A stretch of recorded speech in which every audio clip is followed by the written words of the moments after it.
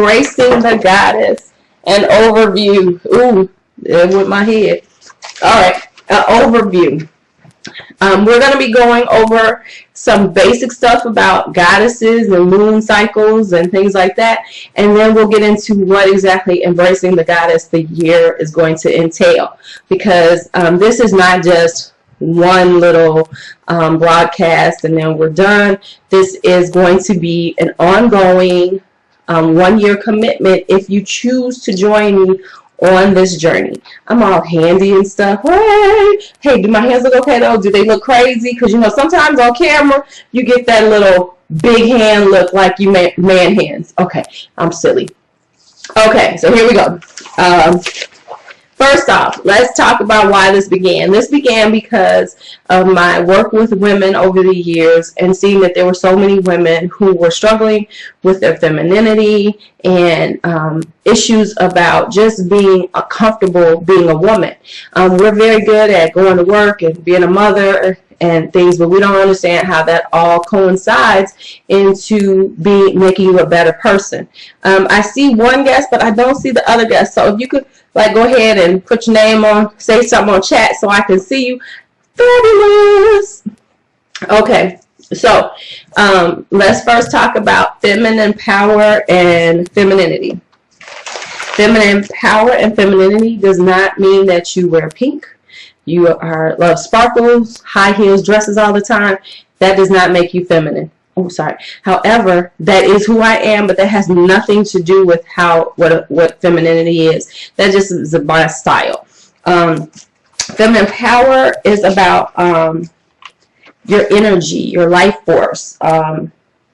It's that magic that's inside every woman. And most of us haven't even tapped into it. Oh, look at this hat. It's looking a little crazy. Okay. Most of us, what the heck? Hello. Okay. Most of us haven't even tapped into what is truly our feminine energy.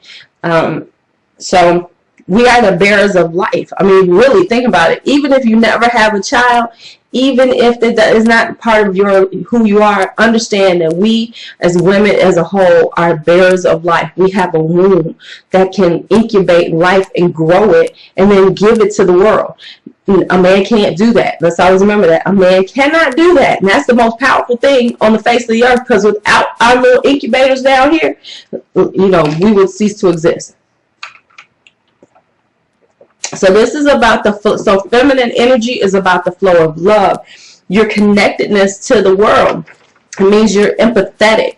You know, you tap into your empathy, which if you don't know what empathy means, it means that you know your feelings for other people. You're nurturing, your creativity, because the feminine power comes from the right side of the brain, which is the creative side. And yes, men have that side, but this is where we sit. They sit on the left side, primarily the analytical side. We are the right side. Understand there is nothing wrong with masculinity. There is nothing wrong with having certain masculine qualities you need to survive in this world. But unfortunately, most women have, that's all we have now. We are very masculine in our sensibilities, in the way we talk, and the way we act. And it is about time for us to understand that being feminine is okay. You know, we've been taught to, being that's girly, and you know, you're just so weak. There's nothing wrong or weak with being feminine. Matter of fact, there's a lot of strength in being feminine, because without our strength, without our nurturing, this world is going to continue in the crisis that it's in, which is violence and repression and, you know, prejudice and things. The feminine energy collectively is a way of creating a world of love. We have reached the age of Aquarius. When they were talking about the end of the Mayan calendar, people took it as the end of the world because we're so literal. The end of the Mayan calendar was talking about the end of an age, and we were beginning a new age. And the new age that we have begun is the age of Aquarius. And the age of Aquarius is about change and loving, and the world going back to the ways it used to be eons ago, millennia ago. And if you notice, you will see it. You will see more people talking about, you know, loving the earth and taking care of the earth. There's more people trying to be stewards of the earth as opposed to just taking away from the earth. And that is what learning about your feminine energy helps you to do. Okay. Thank you. Okay. So, let's talk about the goddesses. When I talk to you about the goddesses, I'm not expecting you to go and get an altar. I'm not expecting you to sit around and start, praying to some goddess. I'm not that literal. I know some people do. I'm not that literal. This is strictly about understanding how the goddesses derive and how you can manifest them in your life. So in ancient cultures that were polytheistic, which were most of them before the dawn of Christianity, most of them were very polytheistic. There were always a triumvirate of goddesses types. There are always the joyful goddesses, the peaceful goddesses, and the fiery goddesses. And each of them have a different type of attributes and different, of course, distinctions and descriptions. Not to say that there's anything better or worse about any type of goddess. It just means that these are the types. I will explain the basics of them, and then we'll talk about the specific goddesses that for one thing, that understand you will feel one. It will resonate to you when you read about, when I tell you about them and describe it, you go, that's the kind of goddess I am. And that's what it happens. Each of us, of course, has every type of goddess inside of us, but there's one that we, of course, will identify with more.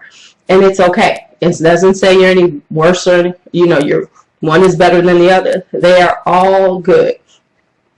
What you will learn over this year is that sometimes our goddesses, some of the goddesses, have some attributes that aren't quite so fabulous. What you're doing during this time is learning how to embrace those issues that you have and get past them and go to the next level. Because even if something is a problem, eventually it's not as bad as it could have been. So every problem in you can be changed to an attribute, to a strength. So as opposed to thinking, oh, that makes me a bad person because I'm into this, or I am this type of goddess, it does not make you bad. It just means that you need to go from this point here and lift and elevate to this point. So each goddess, you will see certain goddesses have certain attributes that might not be so fabulous, but once you understand that about yourself, then you can go and elevate and transcend to the next level. All right, so saying all that, let's get into the goddesses. So hold on, I need my water because, getting a little dry. Somebody says that I have like this really weird, this interesting broadcasting style. When I'm talking about this, I should be, because it is called Embracing the Goddess. I should be more goddess-like. Let me work on that. Hold on. Yes, we're talking about embracing the goddess. Crack myself up. That's the way I should be. I should be, hello, darlings. Let's embrace our goddess. That ain't me, so that ain't gonna happen. So anyway, let's go back to who I am. Yeah, I am a nut. Okay, so we're gonna talk about the goddesses. As I go through them, you will start hearing something. Hold on. I got somebody saying something to me. What? Oh, okay. Hey, when you can leave a message for me. Hey, BFF, come on in. Okay, so anyway, this child keeps laughing at me next to me because she thinks I'm insane. She's finding out I'm more insane than she actually thought. But anyway, all right, let's talk about the fiery goddesses. So let me read you a description of the fiery goddesses, and then I'll explain it a little more. Let me find my girls. Yeah, this is it. Okay, so fiery goddesses. Fiery goddesses are the destroyer goddesses. Today they are seen as goddesses of destruction, but ultimately in life death must come for change to occur. They are destroyers of ego and the liberators of the soul to begin a more spiritual journey. They transform the negative energies of anger, greed, jealousy, fear, and vengeance into the enlightened chaos. Okay, so that is what is considered a fiery goddess. understand fiery goddesses, and when we get into it, you'll be getting more information. A fiery goddess starts at a place, of course, of fire, of divine retribution, and can be very violent. But what happens is there's a moment in each of their myths, in any of their myths, where they are actually usually lulled to sleep or able to stop them from getting that swath of destruction, and then they have a moment of clarity, and then see what they're doing is wrong, and at that point, that's when they elevate to their higher level, and then they become stewards of the land, fishers of men, and then they become mothers, and they become the protector mother, as opposed to just the destroyer. For instance, the two types that I focus on in the beginning is Hindu and Egyptian gods, Egyptian goddesses, mainly because they are some of the oldest goddesses, and they have very good delineations on what type of goddesses they are. So we'll be using, those are the two that I normally use. And so with the fiery goddesses, most of their myths have to do with man is not doing the way the gods want them to. They are not living correctly, and then they are sent down to destroy what is happening. Now what happens is they get this bloodlust, and they start enjoying the killing, and then they can't be stopped. So then they have to be lulled into usually a sleep for a little while, so that they wake up, and then they see the destruction that they have laid across the land and say, oh my goodness, I have done some stuff. And we'll say stuff like that stuff. They've done some things, and then they see what they have created, and now they elevate from that point of fiery destruction and see how they need to go into a different place, how they need to now use this power that they have to help elevate people. So yes, they will still protect the earth and still protect man, but they won't be so destructive, like, oh, you're not doing right, let me cut you to the quick. Now here's what I'm going to say about you fiery goddesses who are listening to me. Think about who you are. You might not be here now. You might have actually done some inner work and actually already have transcended a little bit, but think about who you've been in the past. For instance, are you that girl that can cut somebody to the quick with that mouth of yours? You know what I'm talking about. You can make somebody cringe just with the words you say. They'll be sitting there like, oh, dang. And then people going, oh, she said that. If that is who you are, then you are a fiery goddess. Now, you might have changed over the years. You might have gotten better. Are you that one that your family, call on her, she gonna handle that business, she gonna, and you are known for cutting right to the quick. That's a fiery goddess. So if that's who you kind of see yourself in, that's who you honestly are. And it's okay. It's okay, because, this is a time to change, embrace, find out things. So let me read you a little bit about Sekhmet and Kali Ma. Sekhmet is the punishing goddess of Egypt. She is also known as the Eye of Ra. Her name means the powerful one. She is a protector of women, bestows inner balance, and stands for righteous anger. Now, that is her in a nutshell. The next one is Kali Ma, Hindu goddess of time. She's also known as Divine Mother in Hindu society. So her name means time, death. She is the creating force of the universe and is the eternal power of time, order, chaos. She also rules wild, untamed, feminine strength. Now, what you'll notice is that there's this current of them being of strength and righteous anger. And so if you have been known for your, let's just say, your little anger issues, and you've been very vocal or, very violent, you might be a fiery goddess. I'm just saying. So that's the first type of goddesses. And understand, like I said, every Every society, every polytheistic society had 3 different types. So this is how they work. So all of them, even if they have many goddesses, they kind of fall into one of these 3 types of goddesses. They might, some might be a little more destructive, or a little more fiery, or a little more joyful, but they will have a specific type that they are. So that is our fiery goddesses. Now next we'll talk about the peaceful goddesses. Peaceful goddesses. Okay, peaceful goddesses are our guides to truth and beauty. They are our healing side. They teach how to look inward and discover the divine light that is deep within the heart of each and every one of us. They are here to open our eyes to the currents of truth and beauty. Peaceful goddesses are light-filled and full of grace, and you will become a light that shines and draws love of all kinds to you. All right, my peaceful goddesses, you might be one, or you might know one.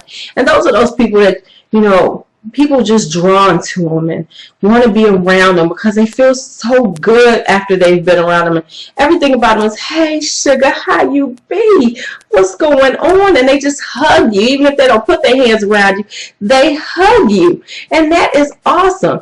Those are our peaceful goddesses. And you might be one of those peaceful goddesses. I, of course, am not. But, okay, you might be a peaceful goddess. So embrace who you are, the peaceful goddesses. So let me read you a little bit. Peaceful goddesses, they don't have a lot going on, like, you know, anything bad. They honestly are some of the best people around. Mainly because they're just all about love and light and helping others and things like that.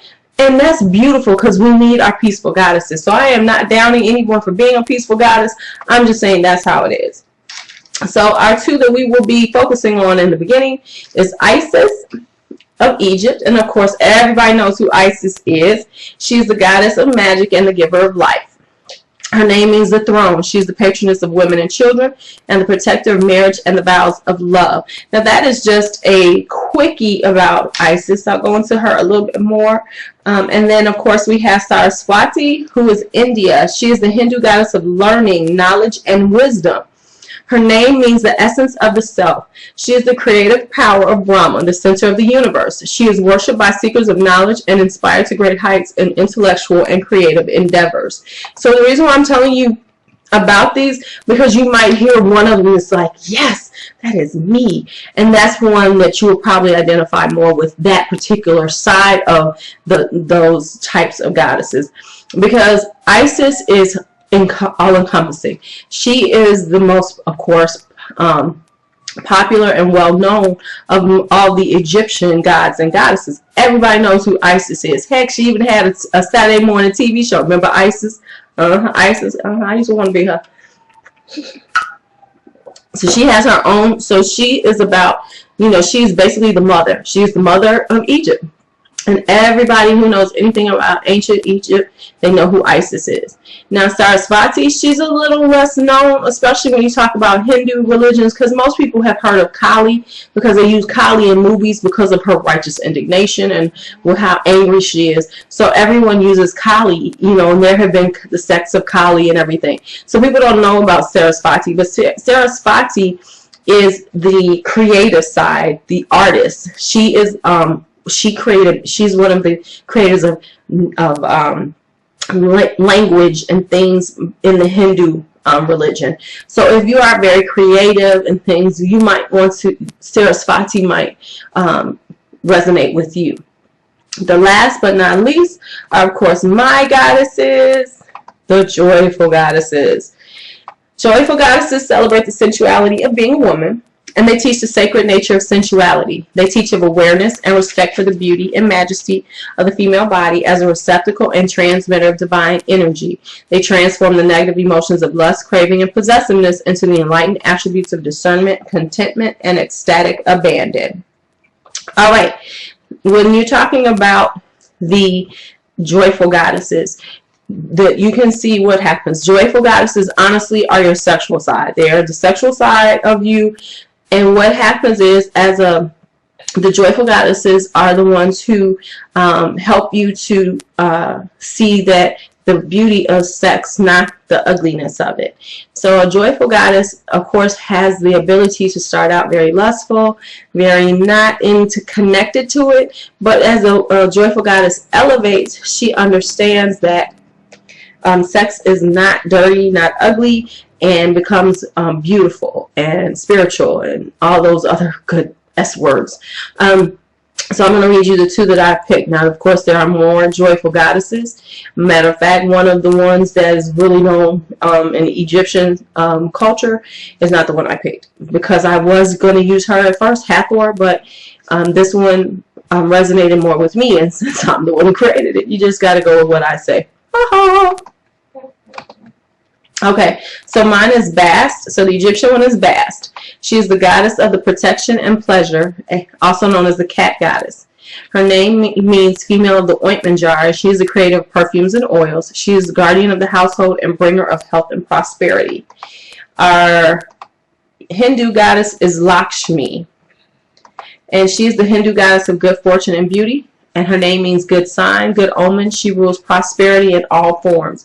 So Lakshmi, if you've ever been around Hindus, she's another one that you will have seen or heard of, because she is very celebrated. There's, you know, they have celebration days specifically for Lakshmi, and they are very popular because she is the prosperous goddess. So all prosperity emanates from Lakshmi.